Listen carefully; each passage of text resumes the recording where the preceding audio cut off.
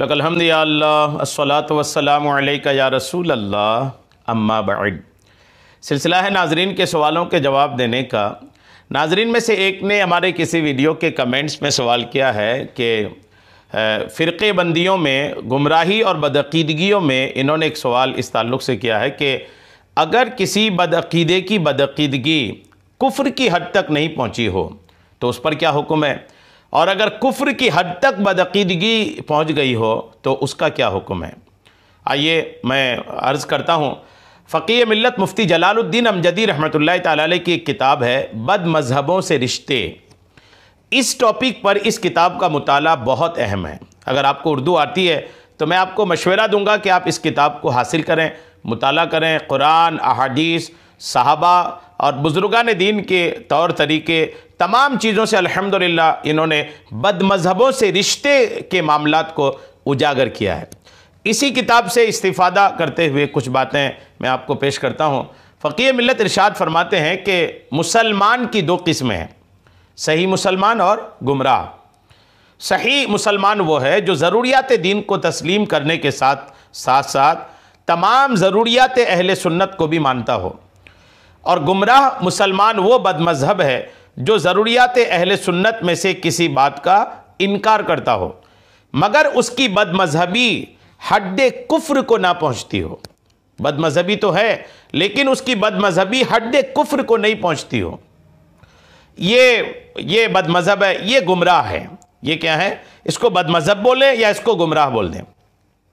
बदमज़हब के ताल्लुक़ से हदीसें फ़क़ीह मिल्लत ने कुछ दर्ज फरमाया है, सुनिए। वो मुसलमान जो बदमज़हब हैं उनके बारे में रहमत आलम सल्लल्लाहु तआला अलैहि वसल्लम का हुक्म जानने के लिए ये हदीसें सुनिए।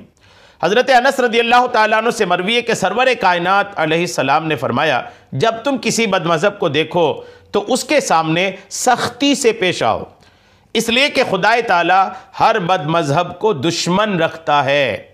इब्ने असाकिर की रिवायत है। और हज़रत हुज़ैफ़ा रज़ियल्लाहु तआला अन्हु से रिवायत है कि रसूल अकरम सल्लल्लाहु तआला अलैहि वसल्लम ने इरशाद फरमाया, खुदाए ताला किसी बदमज़हब का ना रोज़ा कबूल करता है, ना नमाज, ना ज़कात, ना हज, ना उम्रा, ना जिहाद और ना कोई नफल, ना कोई फ़र्ज़।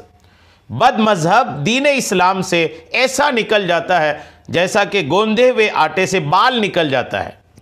ये इब्ने माजा की रिवायत है। और हज़रत अबू उमामा रज़ियल्लाहु ताला अन्हु से मरवी है कि आका करीम अलैहिस्सलाम ने फरमाया, बदमज़हब दोज़ख वालों के कुत्ते हैं। ये दारे कुतनी की रिवायत है। और इब्राहिम बिन मैसरा रज़ियल्लाहु ताला अन्हु से रिवायत है कि रसूल करीम अलैहिस्सलाम ने फरमाया, जिसने किसी बदमज़हब की इज़्ज़त की तो उसने इस्लाम के ढाने पर मदद की। मिशकात की हदीस पाक है।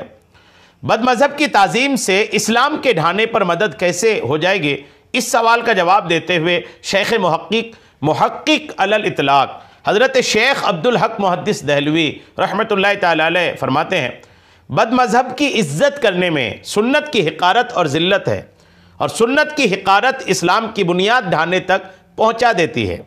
अशियतुल लम्मात जिल्द 1 सफ़ा 147।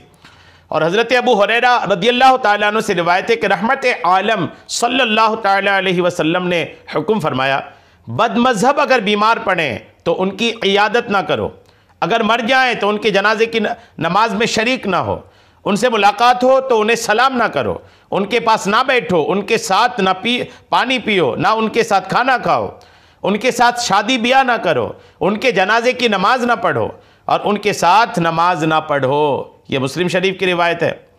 इस हदीस शरीफ को अबू दाऊद ने हज़रत इब्ने उमर से, और इब्ने माजा ने हज़रत जाबिर से और अकील से, और इब्ने हब्बान ने हज़रत अनस रज़ियल्लाहु ताला अन्हुम से रिवायत किया है। ये 5 हदीसें आपने सुनी। बदमज़हब वो जिनके बदमज़हबियत, जिनकी बदअक़ीदगी हद कुफ्र तक नहीं पहुँची हो। इन तमाम हदीसों का खुलासा ये हुआ कि सारे मुसलमानों में बदमज़हब सबसे ज़्यादा बुरे लोग हैं। इनसे खुश अखलाक़ी के साथ पेश आना जायज़ नहीं है कि खुदाए ताला उनको दुश्मन रखता है और उनकी कोई इबादत कबूल नहीं फरमाता है, चाहे फ़र्ज़ हो या नफल। वो जहन्नमियों के कुत्ते हैं। उनकी इज़्ज़त करना मज़हब इस्लाम के ढाने पर मदद करना है। उनका हर तरह से इस्लामी बाइकाट किया जाएगा, यानी उनसे किसी किस्म का मजहबी ताल्लुक़ रखना जायज़ नहीं। उनसे सलाम करना, उनके साथ उठना बैठना और खाना पीना ये भी जायज़ नहीं। उनके यहाँ शादी ब्याह करना ये भी जायज़ नहीं।